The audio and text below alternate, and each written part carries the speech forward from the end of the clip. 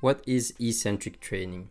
So when performing a lift or a movement, there are three types of muscle contractions: concentrics, isometrics, and eccentrics. So concentrics, this is when the muscle is shortening while producing force. This occurs when the force produced by the muscle is greater than the force causing the contraction. Secondly, we have isometrics. Isometrics, this is when the muscle is producing force without changing length.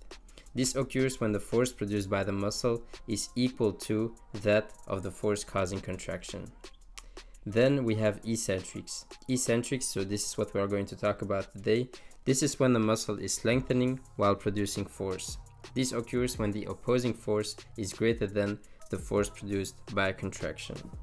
For example, when performing a bench press, the initial movement of lowering the bar to your chest is the eccentric portion.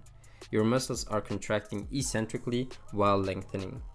Then the brief moment when the bar stops moving as it reaches your chest immediately before you press it back up is the isometric portion of the exercise. As your arms extend and you begin to press the bar, the muscle contracts concentrically as the amount of force you are now producing is enough to overcome the weight of the bar. I'm sure you're wondering, why should athletes use eccentrics? When you take skill out of the equation and look at raw athletic ability, what is it that separates a good athlete from a great one? It's the athlete's ability to produce more force in less time. Eccentric training for athletic performance isn't just about being able to make quick cuts. Eccentric training allows us to run faster, jump higher, and throw harder. With every athletic movement, there is also a counter movement: the squat before a jump or the foot plant before you make a cut in the opposite direction.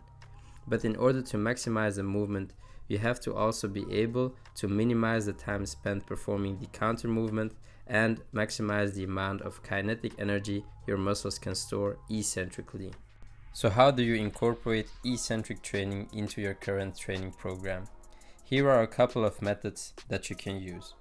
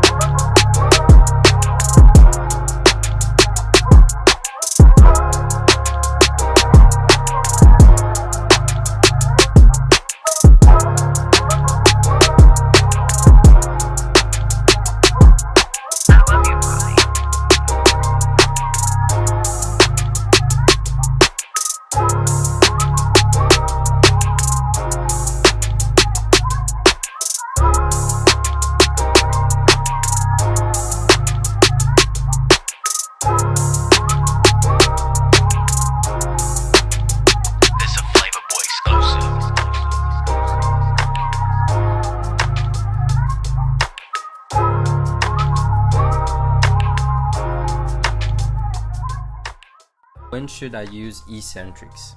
So because of the increase in mechanical load, otherwise known as time under tension, something that I talk about in episode 5, eccentrics are best used earlier in a training phase outside of competition. Integrating high volume eccentrics with large sprints loads may impact performance, increase perceived fatigue, and increase the risk of injury.